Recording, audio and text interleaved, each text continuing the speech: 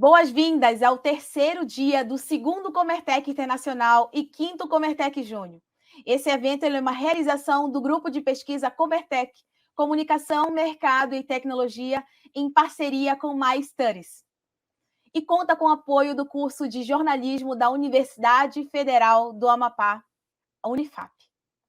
O segundo Comertec Internacional e quinto Comertec Júnior, ele acontece esse ano de forma online. Ontem tivemos as apresentações dos trabalhos nos GTs e também as palestras do fotojornalista Alex Silveira e da jornalista Lívia Bonardi. O congresso ele tem como tema cobertura de riscos e crises humanitárias. Eu sou Carol Levi, sou publicitária, já fui professora aqui na Unifap, tenho a honra de ser convidada para esse evento.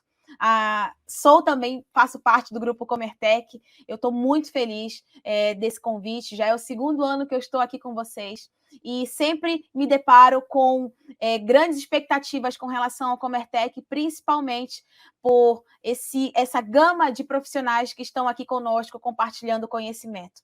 Uma honra estar aqui com vocês. Eu tenho um recado para vocês. Informamos que algumas de nossas palestras elas foram gravadas em função da estabilidade da internet na cidade de Macapá, Amapá, sede do Comertec e do nosso evento.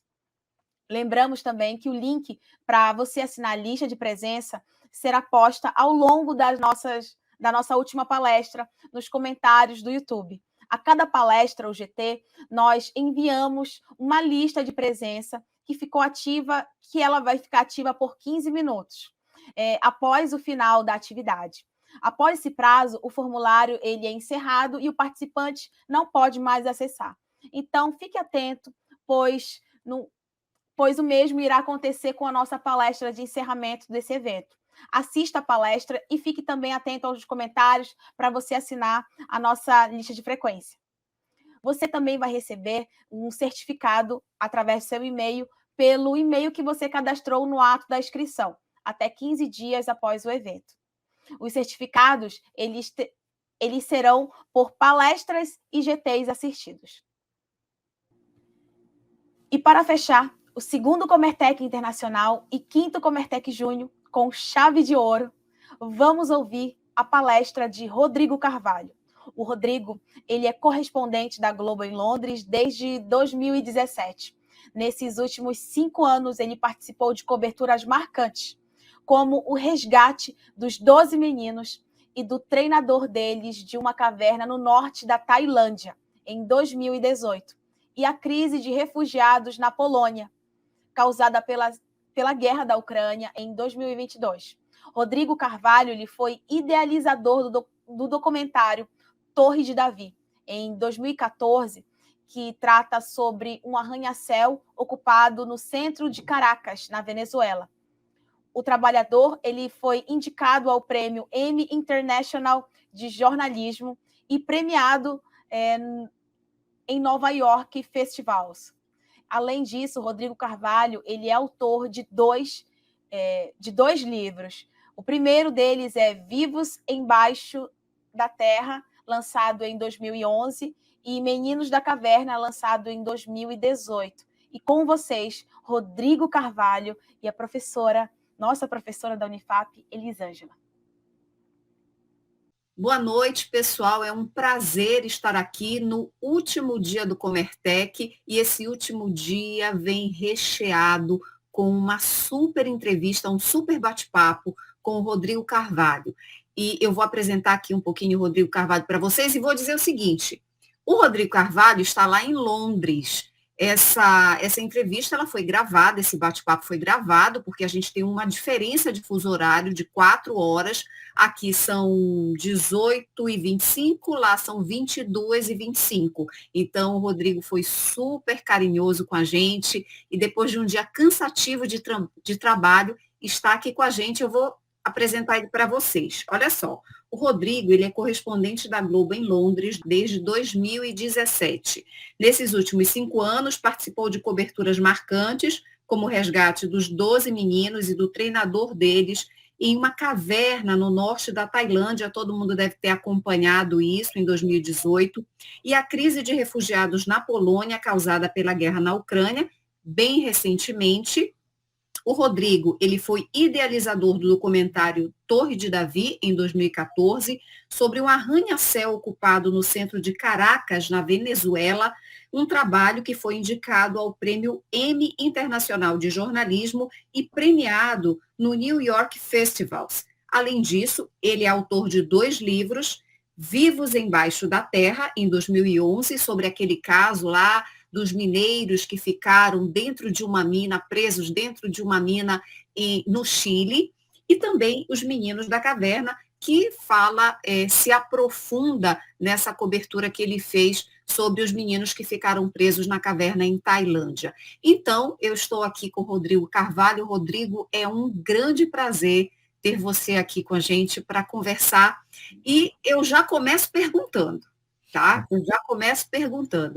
E eu não podia deixar de começar falando exatamente da guerra na Ucrânia, essa guerra que está movimentando e está preocupando tanta gente, todo mundo, né, ao redor do mundo todo, e você viveu na Polônia de perto essa crise humanitária, e eu gostaria de saber como é que foi essa experiência de estar na Polônia e de ver aquele início, né, dessa crise que, nossa, quantos milhões de pessoas já saíram da Ucrânia para a Polônia?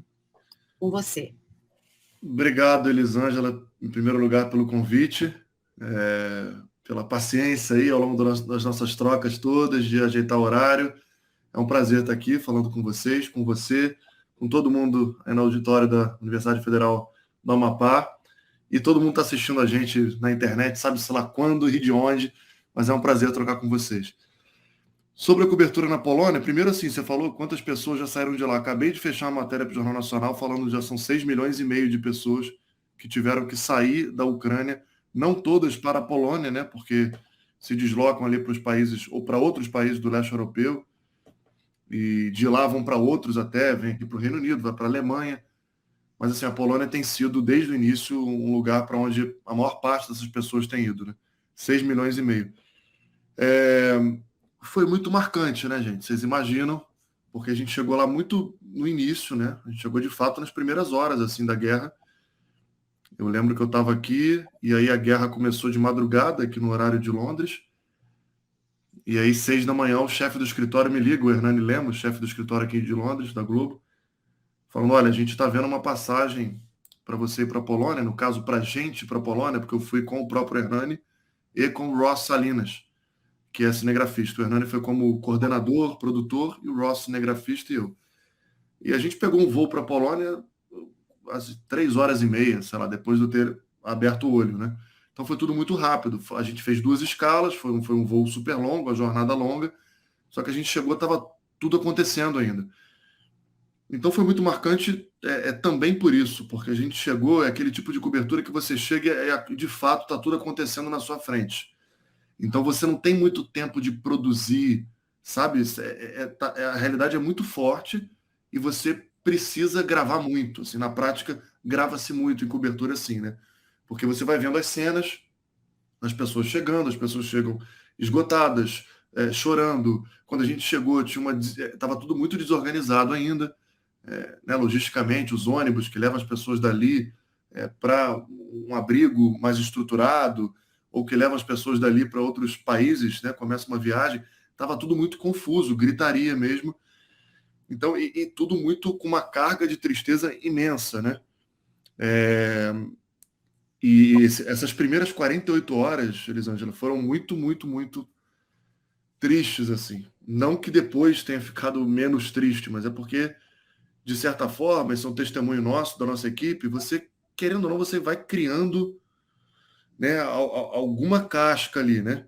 Mas as primeiras 48 horas foram assim, de nós três, assim, cada um ia para um canto chorar, de tomar remédio de dor de cabeça, assim, de tanto chorar no primeiro dia, no segundo dia remédio preventivo, porque sabia que ia chorar e que ia passar o dia trabalhando com dor de cabeça.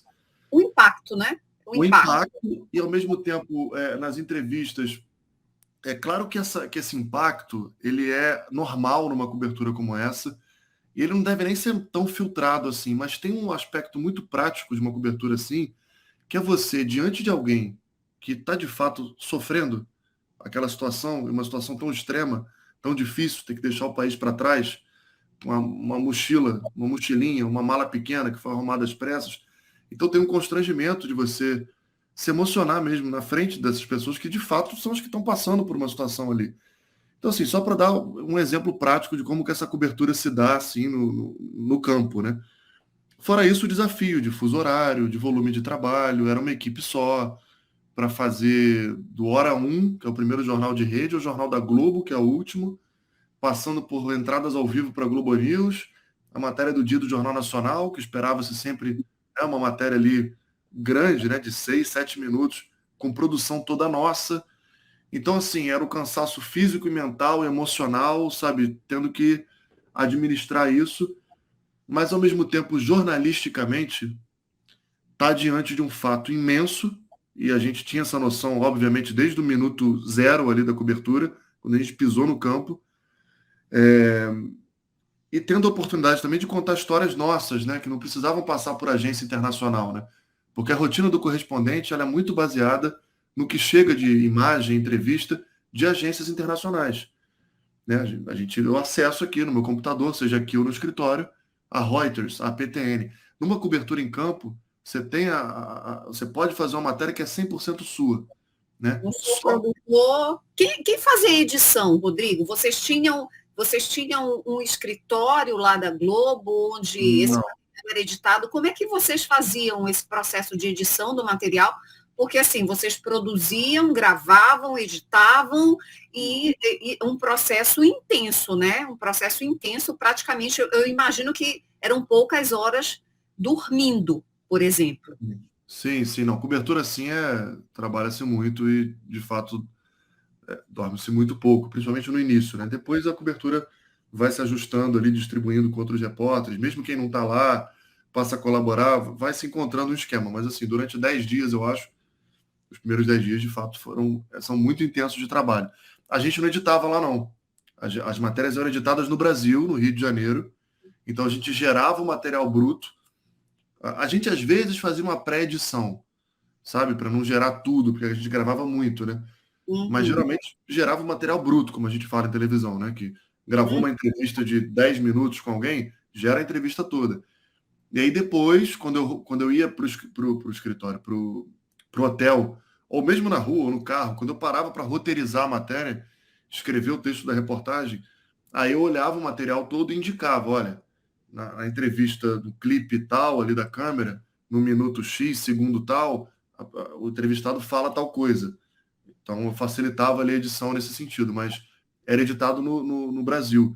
Algumas poucas reportagens foram editadas aqui no escritório de Londres, mas a maioria das nossas reportagens na Polônia era o Brasil que editava, o Rio de Janeiro ou São Paulo, no caso do Jornal Hoje e do Jornal da Globo, né? E no Rio de Janeiro, o Jornal Nacional, Bom Dia Brasil e tudo mais. Tem uma pergunta aqui de uma aluna, alguns alunos mandaram perguntas, e a Mônica Costa, da turma 2019, ela diz assim: estando imerso no conflito e observando de perto os acontecidos, como você explicaria essa guerra de narrativas entre os governos russo e ucraniano? Por exemplo, a divulgação conflitante entre o número de mortes na guerra. Isso é muito, muito sensível numa cobertura como essa. O senso de responsabilidade assim vai nas alturas, porque de fato existe uma guerra de narrativas. E que não é só em número de mortos, mas assim, a própria construção de certas imagens, entendeu? Do próprio Zelensky, que se coloca muito ali num papel muito específico, de um certo heroísmo. Então, tem muitas armadilhas em coberturas como essa. Nos 10 primeiros dias, eu estou arredondando ali, né? A gente não fazia coberturas sobre a guerra, sobre o dia de guerra, ataques. A gente fazia coberturas sobre a crise de refugiados. O que aquela guerra estava gerando. Então, e eu prefiro fazer coberturas assim, que sejam coberturas, como eu estava te dizendo, que as matérias sejam 100% nossas, porque não cai nesse tipo de coisa, entende? Eu estou vendo, eu estou entrevistando, a gente está filmando, e é isso que a gente tem para oferecer do material em campo. É sempre o tipo de reportagem que eu gosto mais de fazer, que não tenha nada do tipo, que o editor fale assim, tem uma informação, o que chegou na agência, coloca aí. assim, essa é a minha rotina, mas não é o que eu mais gosto de fazer do ponto de vista jornalístico.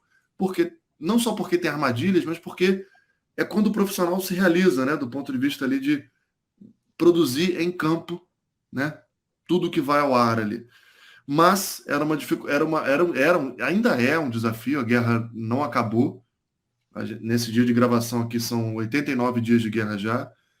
Por mais que tenha passado um mês lá, a gente continua cobrindo daqui, obviamente, a guerra. Mas isso é muito delicado. Qual que é a solução para isso, né? Para esse desafio de guerra de narrativa? É ter uma rechecagem de apuração e de texto mais exigente do que o normal, ser muito prudente, não cair em certas armadilhas na hora de escrever o texto, atribuir a informação a quem de fato está dando, ao jornal X, à autoridade Y, não deixar nenhuma margem, se preocupar sim. E tem uma discussão interessante aí, né, que é o equilíbrio de versões numa guerra, né? Você tem a Rússia, que é a invasora, que está provocando mortes e refugiados, e você tem a Ucrânia, que é a vítima, né? Grosso modo, né? Mas óbvio que há nuances nessa discussão, né? Sobre o argumento que a Rússia tem para determinada atitude. Você tem que expor aquilo e é delicado você fazer isso sem que você esteja fazendo, sem que pareça que você está pegando leve com a Rússia ou que você é indiferente às mortes e aos refugiados. Eu não sei se eu respondi objetivamente, mas assim, a pergunta é ótima, da Mônica, né? Sim, da Mônica. A pergunta é ótima. Esse é o maior desafio de uma cobertura como essa. Você dá conta dessa guerra de narrativa de uma maneira sóbria, equilibrada, atento a todas as armadilhas que uma cobertura como essa pode oferecer. Esse é nosso dever e nossa salvação, jornalisticamente falando. Não pegar carona em certos sentimentos, não pegar.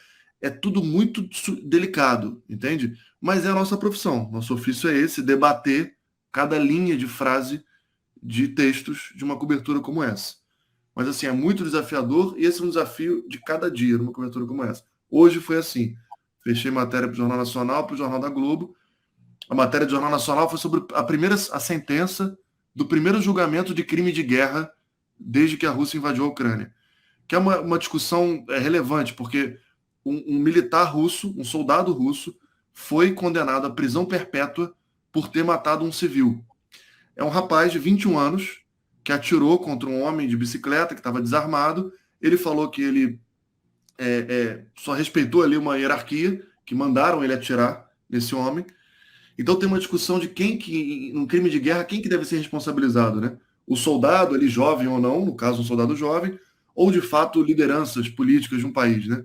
Então, assim, é preciso dar conta dessas nuances, mesmo que a matéria tenha 1 minuto e meio, 2 e meio, para você não passar despercebido, sabe? Por certas questões que ajudam as pessoas a criarem, a entenderem, a criarem esse retrato da complexidade que é esse tema. Não é vilão e mocinho e acabou e vamos lá.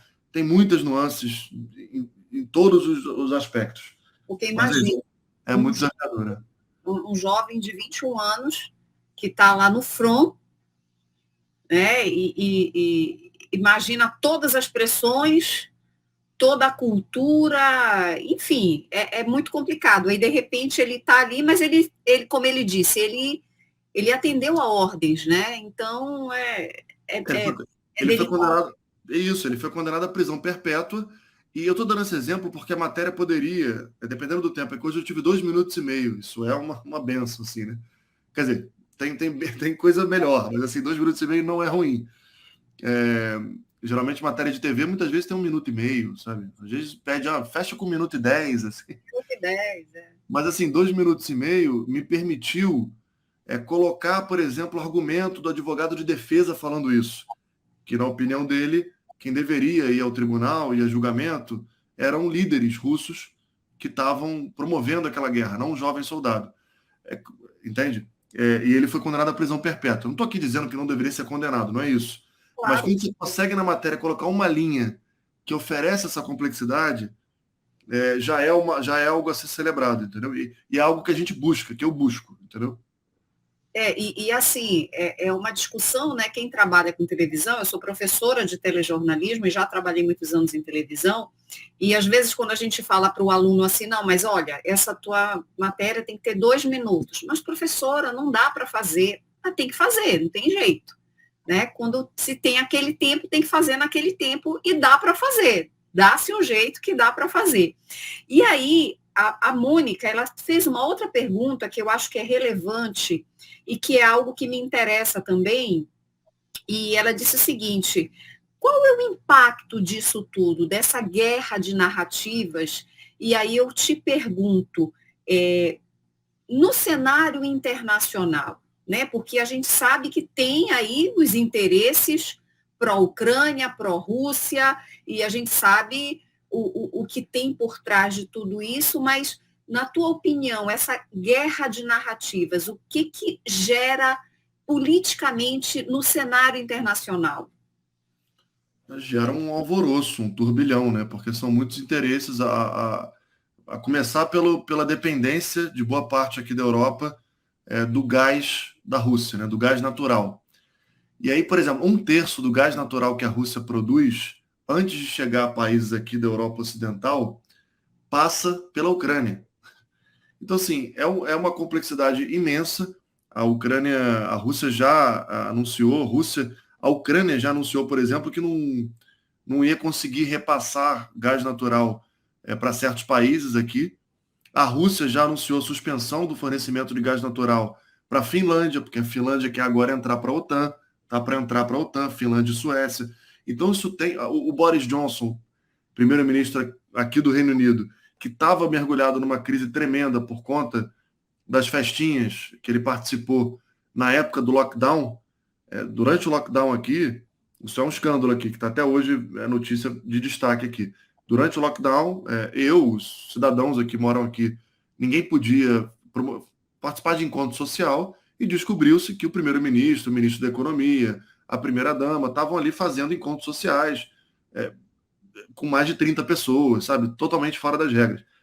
E o Boris Johnson estava nessa crise e o Boris Johnson viu na guerra, é uma interpretação minha, mas é uma coisa muito clara, assim, né? Viu na guerra uma oportunidade de, ao exercer um protagonismo, uma mediação ali entre Ucrânia e Rússia e tudo mais, de se safar um pouco dessa crise interna que ele estava mergulhado aqui. Então, assim, você tem a questão do gás, você tem a questão das sanções econômicas contra a Rússia, você tem a Alemanha, que no primeiro momento evitou bater muito de frente com a Rússia, porque é o país que mais depende do gás natural russo. Então, assim, você tem consequências gigantescas, e isso é parte da cobertura também. Tanto é que, estruturalmente falando, no espelho dos telejornais, o espelho é a distribuição das matérias no telejornal, né? Qual matéria que abre, quantas matérias, quantas reportagens aquele telejornal vai dedicar para a guerra.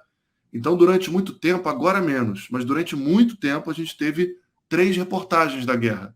A reportagem da guerra em si, dos ataques, uma reportagem diplomacia.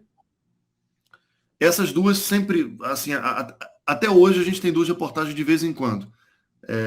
E tinha uma terceira reportagem que era de crise de refugiados, por exemplo.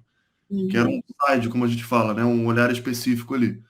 Mas, assim, a diplomacia sempre foi uma matéria à parte nessa cobertura por conta dessa relevância, desse turbilhão causado que a Mônica está perguntando. E matérias grandes, 3 minutos e meio, 4 minutos de Jornal Nacional, só para falar sobre a implicação disso internacionalmente, né, no contexto global. Para a gente encerrar essa temática aí da guerra, eu te pergunto o seguinte: você acha que essa guerra é de longo prazo? Você está mais próximo? A gente fica naquela expectativa, vai ter um acordo, não vai ter um acordo, parece que vai sair, parece que não vai sair. O presidente da Rússia, ele é bastante cabeça dura, né? Se é que a gente pode dizer assim. E você vislumbra um acordo a curto prazo? Não, acho que essa é a pergunta que eu consigo responder com mais segurança, vamos dizer assim, não vislumbra um acordo a curto prazo. A gente não tem rodada de negociação de paz, assim, rodada grande, como teve no início, há algumas boas semanas já, diria que mais de mês. Hoje a Rússia falou, no dia da nossa gravação aqui, que, que estuda voltar com as rodadas de negociação, mas está tudo muito distante ainda. Então, a curto prazo, não. Eu acho talvez que se uma possível saída seria a chamada comunidade internacional dar à Rússia, dar a Putin uma saída digna para essa guerra, oferecendo algo, algumas garantias, por mais absurdo que isso possa parecer, é assim que se tem, geralmente, acordos de paz, né? Quando você tenta, oferece, bota em cima da mesa algo que o próprio invasor vai enxergar como razoável e que vale a pena parar. Então, suspensão de determinados tipos de sanções, por mais que possa parecer absurdo isso, talvez é isso que vai fazer essa guerra terminar. Não ainda é uma guerra que tem deixado muitos mortos. O governo ucraniano fala de 30, 50 mortos por dia, a maioria militares. Não é aquela guerra que se ensaiou no início de Batalha de Kiev, né, de você ver a capital sob o domínio dos russos, eventualmente a sede do governo na capital ucraniana tomada pelos russos. Não é mais isso em boa medida é resultado da resistência ucraniana. Agora virou uma guerra no leste, que é uma região que já vive uma rotina de guerra desde 2014, isso não é novidade na região, só que se expandiu, a região do Donbass, né? O que a Rússia quer agora é ter uma ligação forte entre o território russo, pelo leste, passando pelo sul, até a Crimeia, que foi a região anexada em 2014 ilegalmente pelos russos, e criar, assim, um cordão grande assim de domínio russo no leste, que é a região onde se encontram mais pessoas identificadas, né, com a Rússia, politicamente, de origem russa e tudo mais. Então, assim, a curto prazo eu acho muito difícil. Eu acho que é coisa para médio e longo prazo, como a gente vê e tem visto em outros conflitos, né? A gente poderia passar assim a noite falando sobre isso, e tanta coisa, né? Até esse risco, esse medo de uma terceira guerra mundial. Esperamos que isso não aconteça. Não, é porque dá vontade de ficar falando sobre isso, porque de fato é tanta coisa que envolve.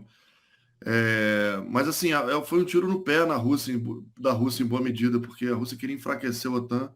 A OTAN agora está vendo Suécia e Finlândia chegarem perto, querendo entrar, países historicamente neutros em situações de guerra, assim, que estão agora querendo entrar para a OTAN, para juntar forças militares, porque a Finlândia, no caso, tem uma fronteira imensa com a Rússia. Então, assim, isso está reacomodando grandes questões assim no cenário global. Não acho que vá ter conflito envolvendo diretamente a OTAN, como passamos um bom tempo temendo isso, né? Mas eu não acho que a curto prazo a gente vai parar de ver esses ataques e notícias de mortes e refugiados, não. Infelizmente. Olha só, então vamos lá para 2018, né? Você já fez muitas coberturas, né, de risco envolvendo crises humanitárias, e em 2018 você acompanhou o resgate daqueles 12 meninos e o treinador deles lá na Tailândia. E tem uma pergunta aqui do Angley Pantoja, da turma 2019. O que foi mais marcante na cobertura do resgate dos meninos da caverna? Vamos lá. Antes, só assim, eu sei que cobertura de risco, assim, primeiro eu sou vim do Rio de Janeiro, né? Então fazia cobertura de risco lá com alguma frequência. Eu não era repórter do RJTV, do jornal local, que são equipes que cobrem mais, de fato, tiroteio, operação da polícia, esse tipo de coisa. Eu cheguei a cobrir várias, mas não era a minha rotina. Mas, assim, fiz curso de segurança, sabe? A Globo pagava isso. De fato, você vai para um descampado e ter curso de como se comportar numa situação de risco, onde você se esconde de bala. De fato, é isso. Assim, fiz um curso de alguns dias sobre isso. Tipo, você tem que ficar atrás do motor do carro, se for se esconder atrás do carro, que é mais resistente. Uma coisa triste da nossa realidade no Brasil, especificamente falando do Rio de Janeiro. Na Polônia... Vocês vão fazer cobertura, desculpa, vocês vão fazer cobertura com colete à prova de balas, né? Sim. Com segurança, tem uma avaliação da área antes, por onde entrar, onde que o carro de reportagem entra. Assim, para a cobertura de operação policial no Rio de Janeiro, cada vez mais, e foi se tornando, por várias razões, uma cobertura com muita precaução por parte das empresas. Vou falar da Globo especificamente.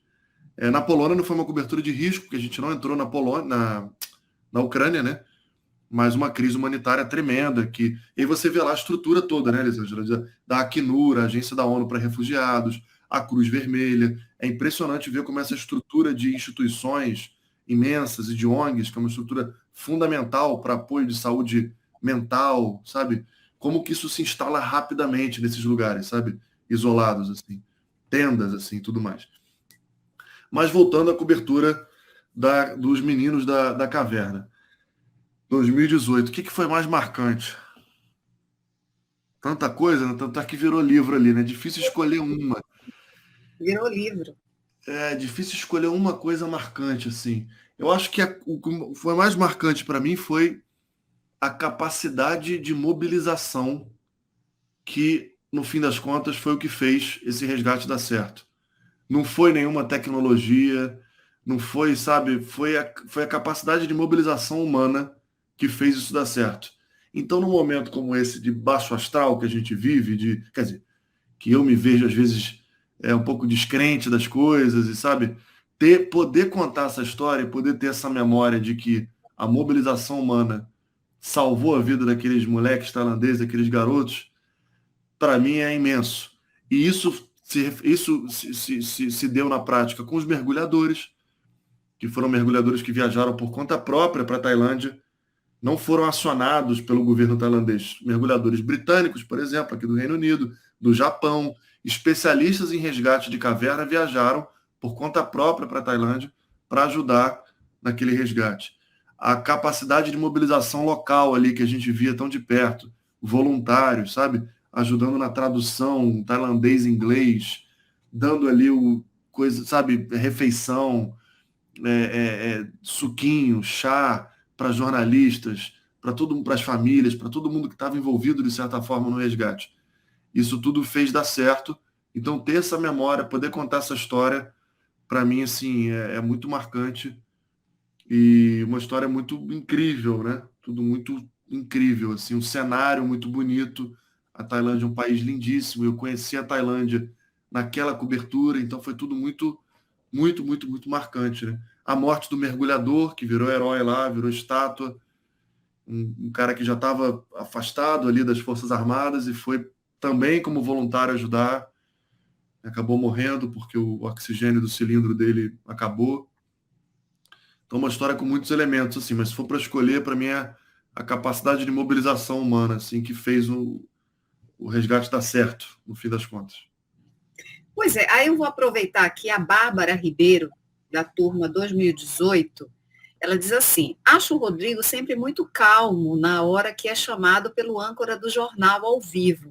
Então, eu gostaria de saber se existe algum tipo de preparo específico quando há esse tipo de cobertura, como a do resgate dos meninos na Tailândia, né? Ela quer saber isso e ela diz assim: você faz coberturas jornalísticas todo dia, mas qual o momento que você pensou, puxa, isso aqui, não, eu tenho que me aprofundar, eu vou escrever um livro sobre os meninos da caverna. Então, ela quer saber sobre esse preparo, porque ela te acha muito calmo. Eu, particularmente, também acho, adoro, assim, acho assim, o teu tom muito legal, gosto da maneira que você apresenta. E aí a Bárbara também percebeu isso e está te perguntando. Vamos lá. Calmo. Primeiro, assim, eu acho que isso de ser calmo numa entrada ao vivo ou na narração de um texto gravado, né, de uma reportagem, é algo que é parte de uma identidade, vamos dizer assim, que eu fui encontrando ao longo do tempo, tá? Porque qual é a nossa tendência, né, quando a gente chega na televisão para fazer matéria de TV? É reproduzir a musicalidade da narração de TV que seus ouvidos estão acostumados, né? De TV ou de rádio, cada um ali com suas influências, né? E isso sempre, sendo bem sincero com vocês, isso sempre me incomodou de alguma forma. Eu fiz isso e durante muito tempo, porque era o caminho seguro fazer, só que eu não me sentia à vontade, eu ficava envergonhado, assim, sendo bem sincero, bem sincero.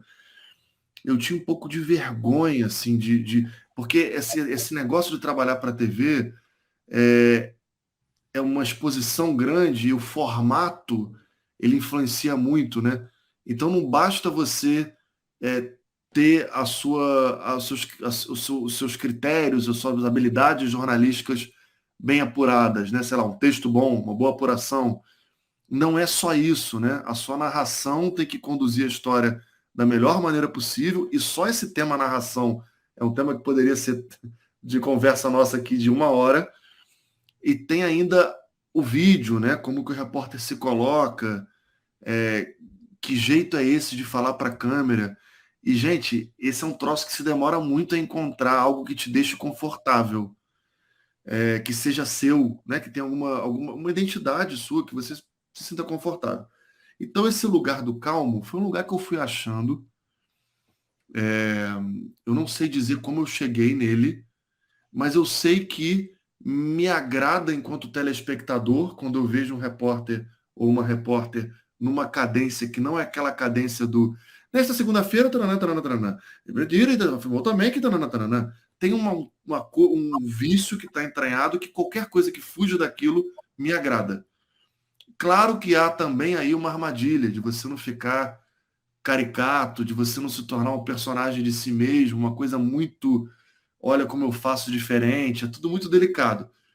Mas esse ser calmo, como ela falou e você disse, Elisângela, tem a ver com algo que me sai mais natural, tá? Na narração, na forma como eu me coloco no vídeo. Isso me faz sentir mais confortável e isso acaba levando de carona um monte de coisa, sabe? O texto que eu escrevo é um texto para navegar nesse lugar, mas depende também da reportagem. Às vezes é importante acelerar um pouco a narração, uma reportagem factual.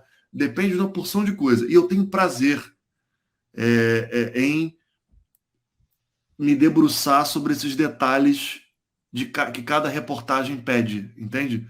É um momento do meu trabalho que eu tenho muito prazer ali na construção do texto, no roteiro e como que aquilo vai ser comunicado. Eu demorei a ser picado por essa coisa de que repórter, não importa onde trabalha, também é comunicador. Então você se esforçar para fazer aquilo algo atraente é mérito, entende? Não é necessário.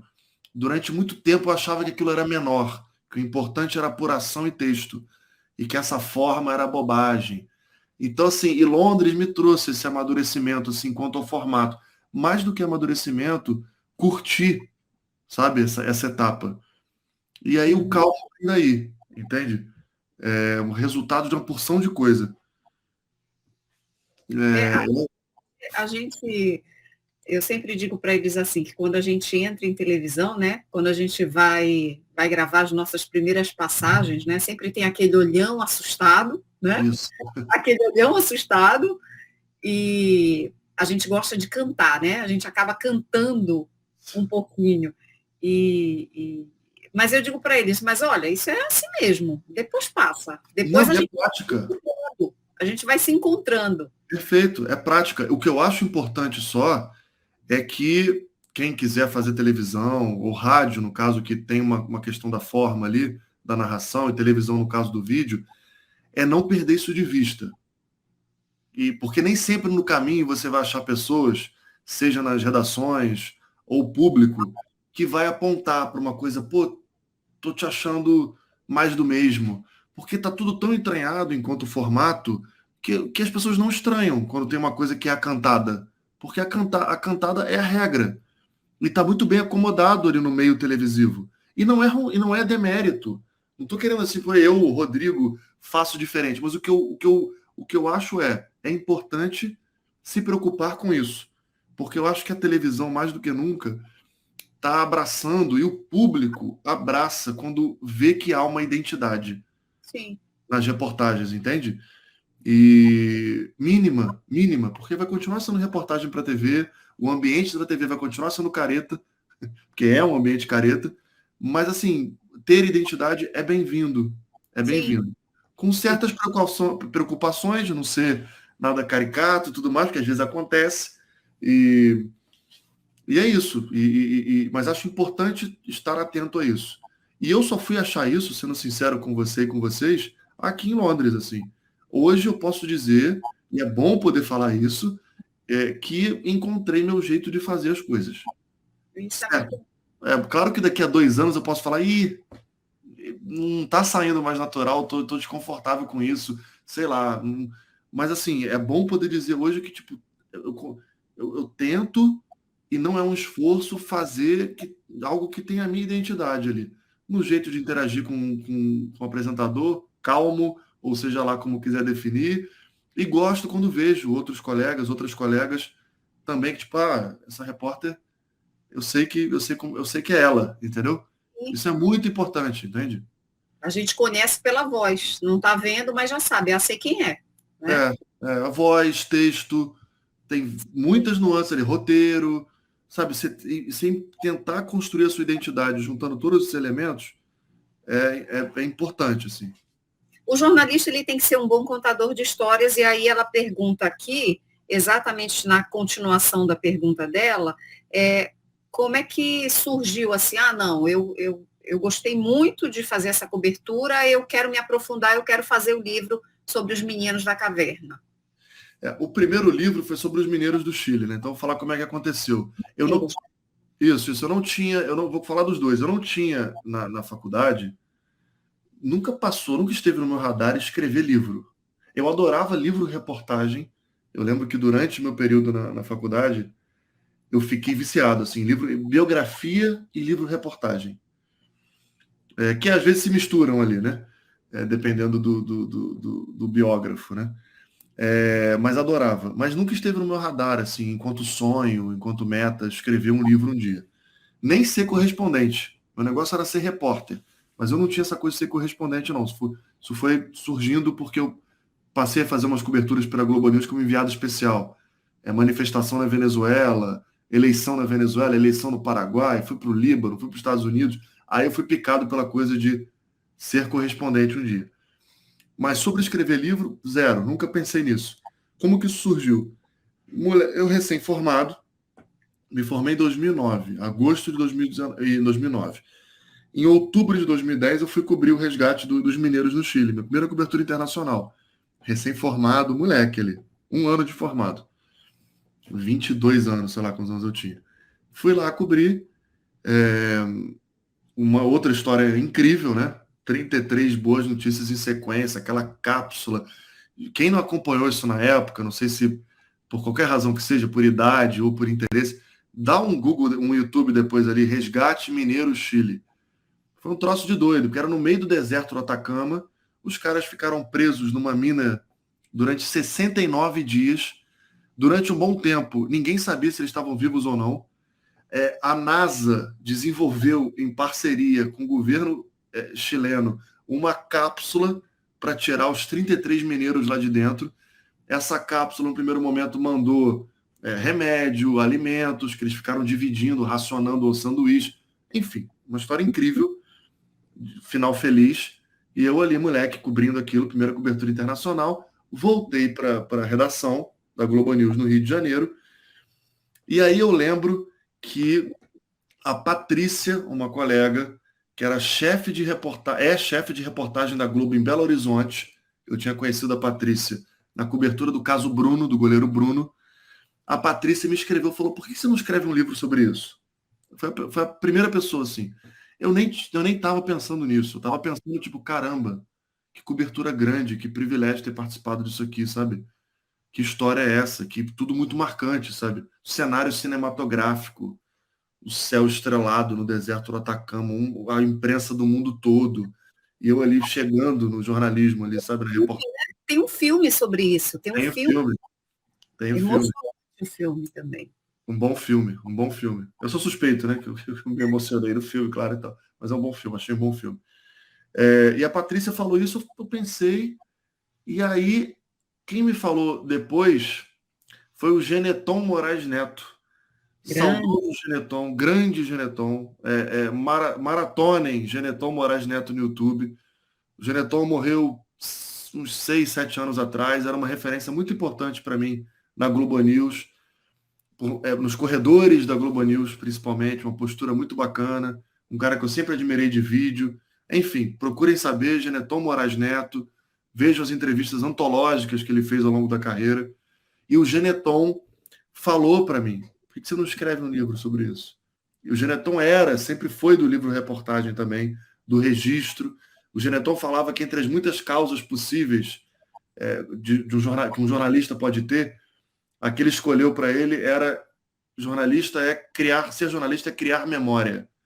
Então o Geneton era muito do registro, tudo virava livro e documentários, e de fato é uma causa muito relevante do nosso ofício, né? E aí o Geneton falou isso para mim, eu falei, por onde eu começo? E o próprio Geneton mandou um e-mail para a diretora da Globo Livros na época, da editora Globo, falando, olha, nosso repórter acabou de chegar do Chile, está com a ideia de escrever um livro-reportagem, o que vocês acham? E ela topou.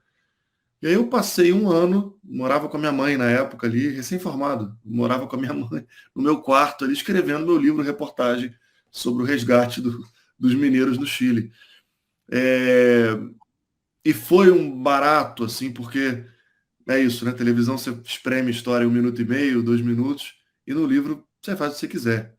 Claro que você tem um editor, uma editora que vai trocar com você, mas assim, você faz o que você quiser.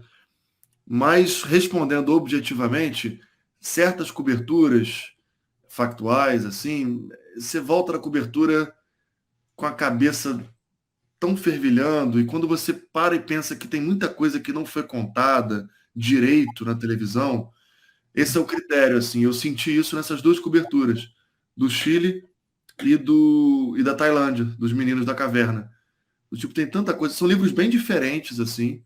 Eu acho que o primeiro livro era mais bastidor, um livro mais para estudante até de jornalismo, eu identifico assim. E 10 anos depois, o livro dos Meninos da Tailândia é um livro que navega mais em significados, que eu me permiti escrever crônicas até, e falar da origem dos meninos. É livro-reportagem, que eu falo da origem religiosa, o contexto social, político daqueles meninos. Então, assim, para mim, o gatilho foi perceber que eram assuntos que mereciam estar registrados assim em livro, sabe? Deixar um documento, que é uma visão quase que romântica da coisa, mas que é fato. Você deixa um livro aí para quem quiser. Se daqui a 190 anos tiver um outro resgate espetacular, sabe-se lá onde, vão invariavelmente na televisão, nos meios, lembrar de um resgate em 2018, durante a Copa do Mundo na Rússia, sabe? Ninguém aqui do auditório que está assistindo vai estar mais vivo, mas alguém há de lembrar, quando consultar os arquivos, que teve o resgate espetacular dos meninos, e alguém vai se interessar, alguém vai saber que existe um livro e vai correr atrás desse livro num sebo, sabe? E o livro vai estar lá, escrito por mim, sabe? Tipo, e é isso, entende?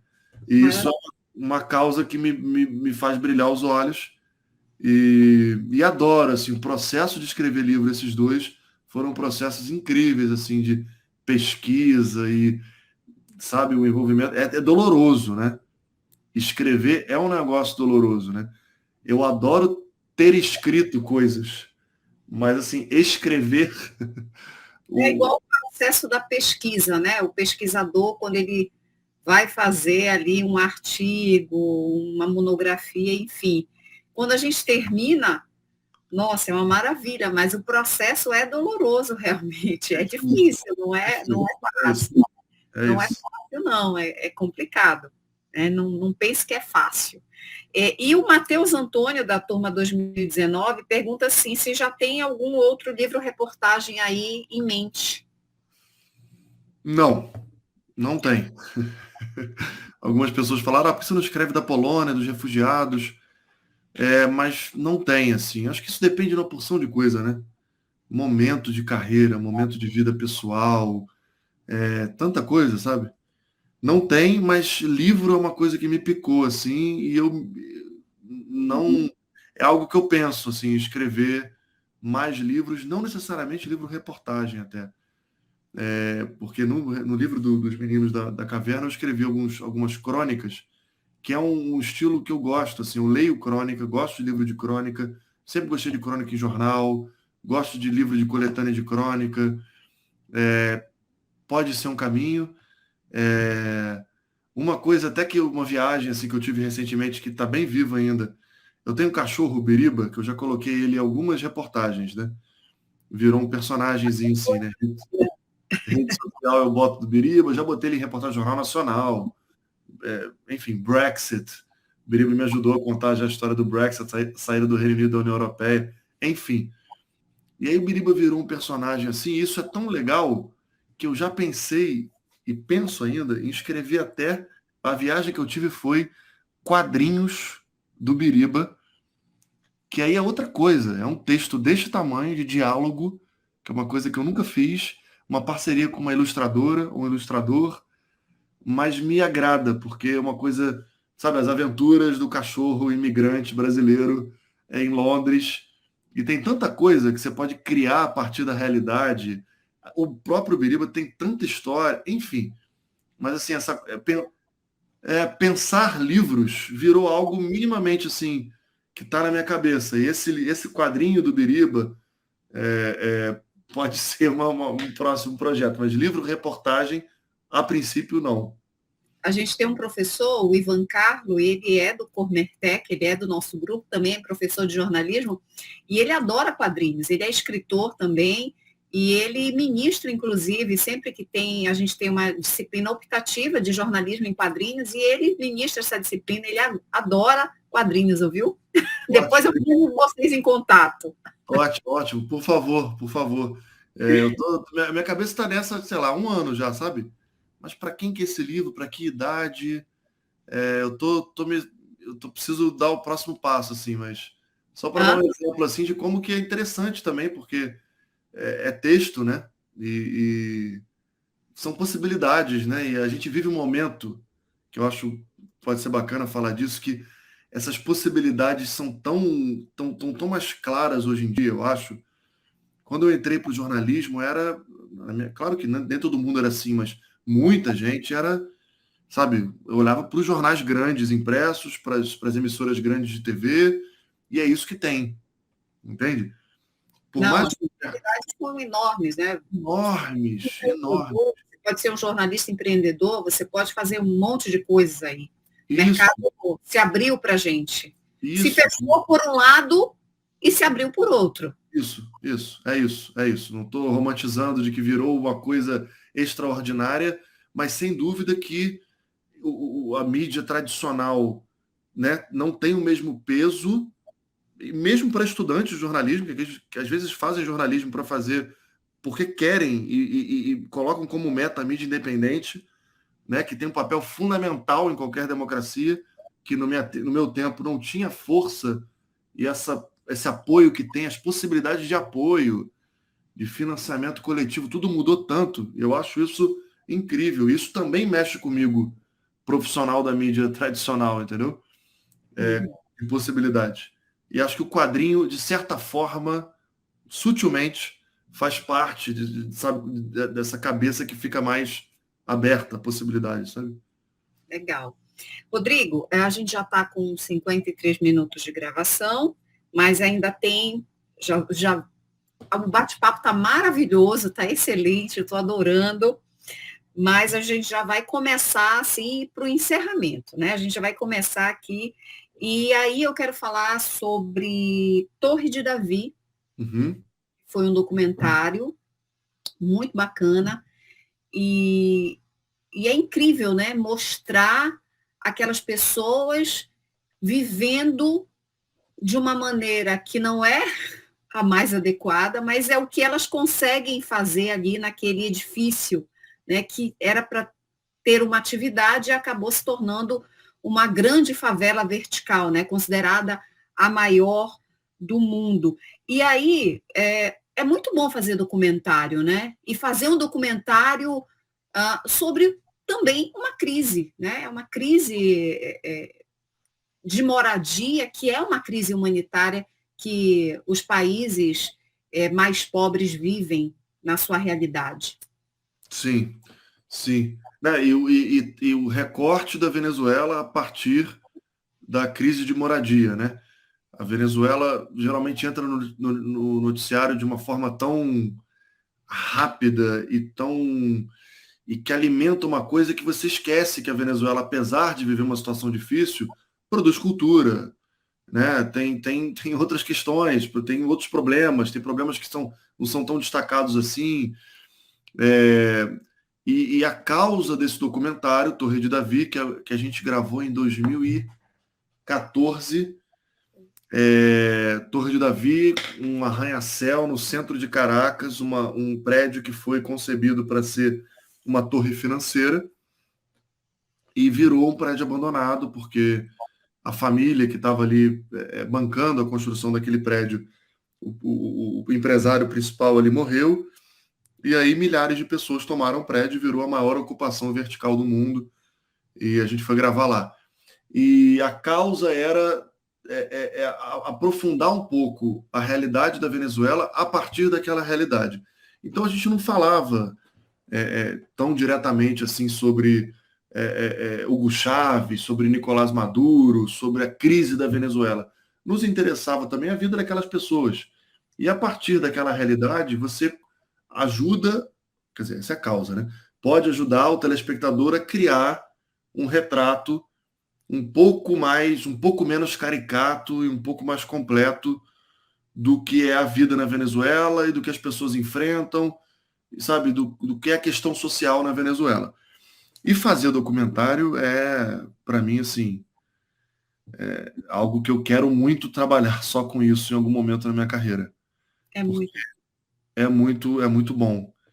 É muito bom, é muito rico, é uma experiência muito completa assim para mim, sabe? De tempo que você se dedica a cada etapa, é outra cadência ali comparado com matéria de dia a dia que você fica pegando ar ali na piscina e volta e depois no dia seguinte você está se afogando de novo. O documentário é outra coisa. E assim, falando sobre essas possibilidades, documentário é uma coisa que eu adoro. Eu quero estudar documentário ainda. Eu tenho na minha cabeça uma vontade de fazer mestrado em documentário um dia, sabe, para trabalhar com isso. Eu fiz 2 só, Torre de Davi, que foi uma coisa muito importante na minha carreira, porque, como se citou na abertura aí, foi indicado ao Emmy, e a gente foi lá para Nova York, na final do Emmy, sabe, tipo, um reconhecimento muito bacana, e foi premiado também no Festival de TV de Nova York, que a gente foi para Las Vegas, não sei, sabe assim, você vê seu trabalho ali.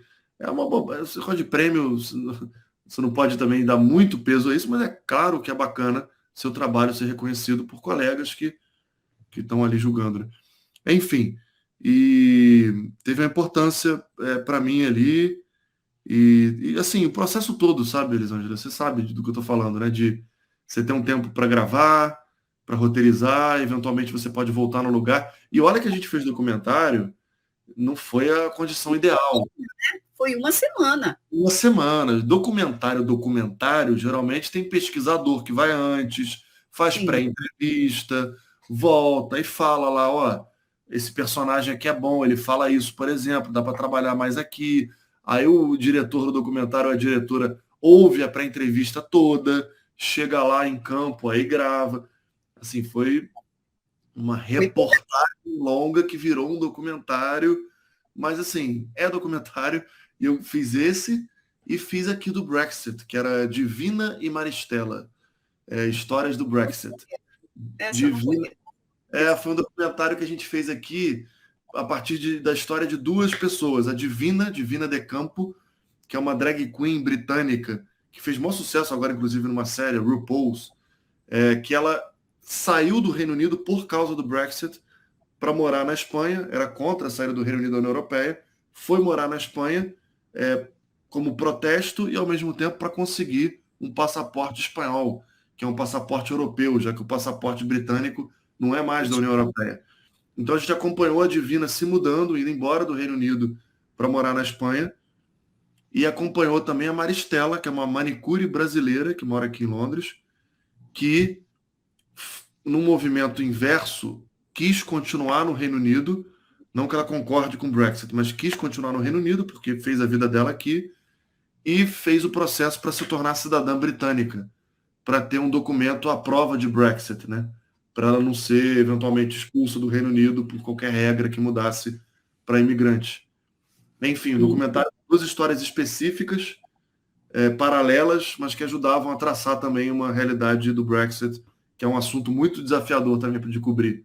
Brexit, essa própria palavra já é um horror. O Brasil com tanto problema, eu fazia matéria de Brexit, faltava pedir desculpa, sabe? Assim, gente, é importante isso aqui, sabe? Mas e o documentário foi uma forma de fazer essa história chegar de uma maneira mais atraente, com história de gente, né? Acho que o grande legado do documentário é a humanização. É a oportunidade que a gente tem de humanizar. Né? E quando a gente fala de cobertura de risco, cobertura de crises humanitárias, a gente está falando de humanização, a gente está falando de seres humanos, e era isso que a gente queria trazer para esse segundo Comertec Internacional. E para terminar, tem uma última pergunta para a gente fechar, da Gabriela Vasconcelos, outras pessoas também, a Rafaele Marques, da 2019, a Gabriela Vasconcelos, da 2017, fizeram perguntas semelhantes sobre como é que é ser um correspondente, né? O que é ser um correspondente? Bom, primeiro, eu agradecer o pessoal todo que mandou pergunta aí, perguntas ótimas. Que a gente possa fazer um dia, quem sabe, presencialmente, porque essa troca é muito legal. É muito legal. Eu gosto muito. É uma coisa que esses anos aqui em Londres, estou 5 anos e meio já, por essa coisa de correspondente e tal, e por ter participado de coberturas grandes, essas trocas assim com universidades passaram a ser um pouco mais frequentes, e isso é muito legal. Eu gosto disso de verdade. Então, valeu pelo convite e pelas perguntas aí. O que é ser correspondente? Tem uma definição clássica, assim, que é o olhar brasileiro no exterior. Uma definição curta, assim, mas o que isso quer dizer? Primeiro que é fundamental que o correspondente esteja permanentemente ligado às questões brasileiras, por dentro das questões brasileiras.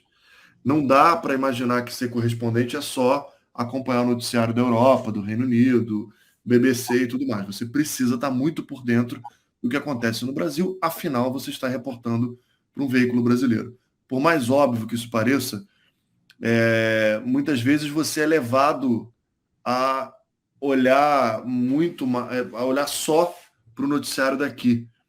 E por que é importante olhar para o noticiário brasileiro? Porque você está falando para o público brasileiro. Uma boa pauta de Inter, muitas vezes, é a pauta que dialoga com o que o Brasil está enfrentando em determinado momento, né? Sei lá, reforma da Previdência. Uma boa pauta é falar sobre como é o sistema de previdência aqui no Reino Unido, qual é o debate, etc. e tal. Traçar paralelos, assim, e tentar tocar ali nas questões brasileiras, né? Então, ser correspondente é viver a realidade brasileira, ainda que à distância, né? Ser correspondente é ter uma rotina mais imprevisível do que já é a rotina de um jornalista no Brasil, porque você fica mais vulnerável. Não é uma região tão bem coberta como as praças no Brasil, né? Que tem equipes e redações grandes, né? Somos uma redação pequena aqui, com 13, 14 pessoas. Ou seja, somos 3 repórteres aqui, mais a Ilse na Itália, né? Mais a Bianca na Suíça, e agora o Leonardo Monteiro em Portugal. Então, assim, 6 repórteres para cobrir um continente, né? Quando geralmente você tem, sei lá, 15, 20 repórteres no Rio de Janeiro, você tem 6 na Europa.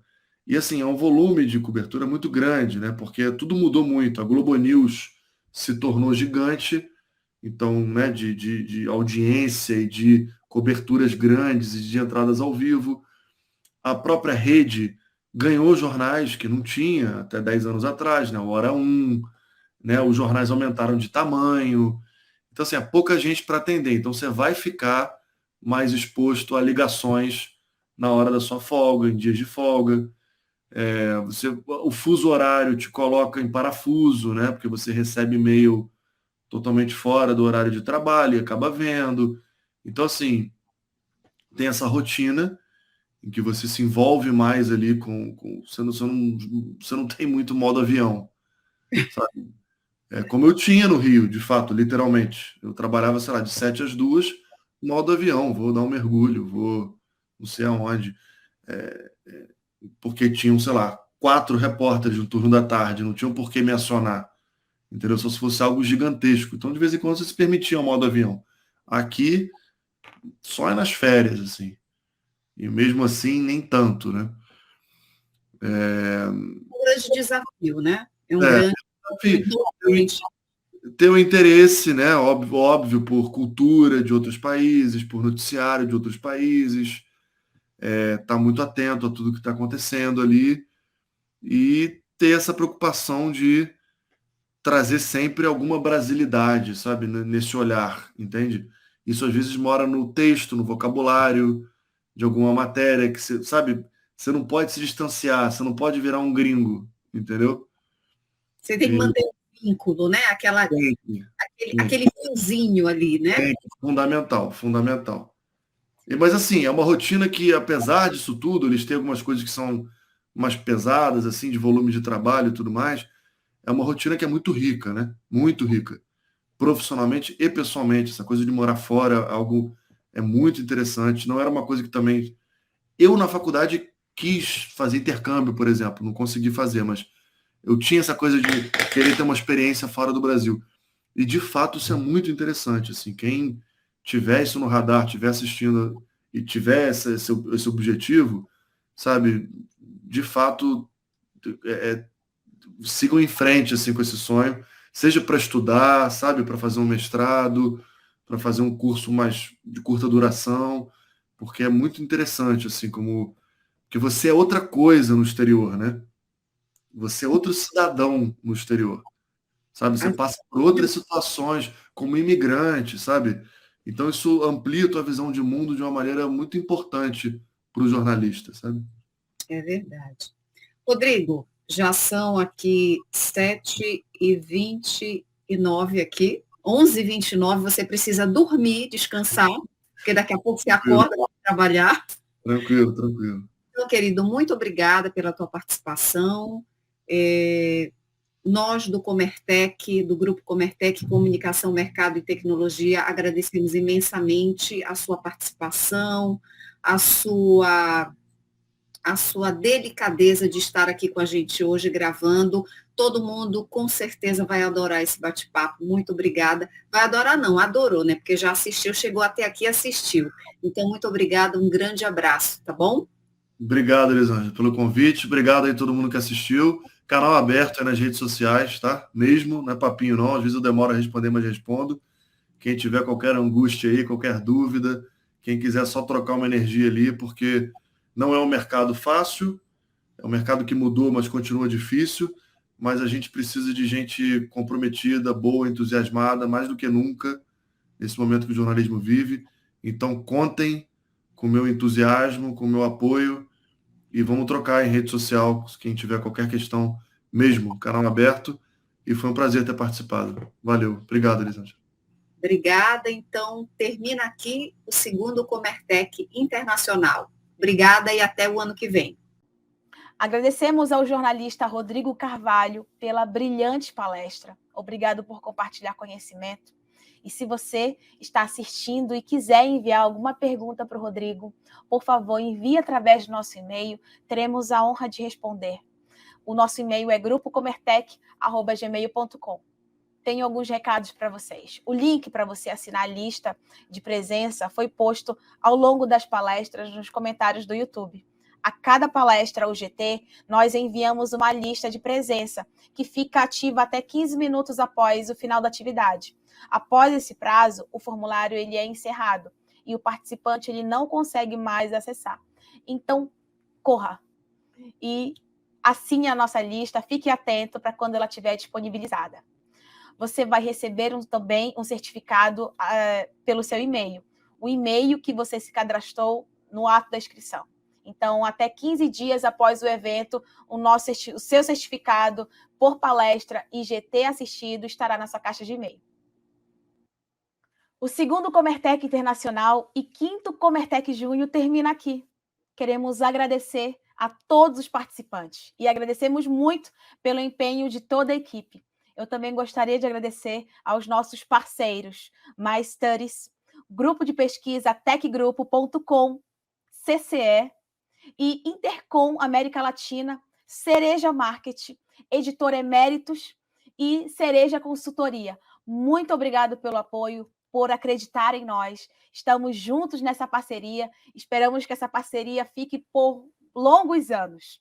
Um grande abraço a todos que estiveram aqui conosco. Obrigado por tudo, obrigado por nos acompanhar. Até logo.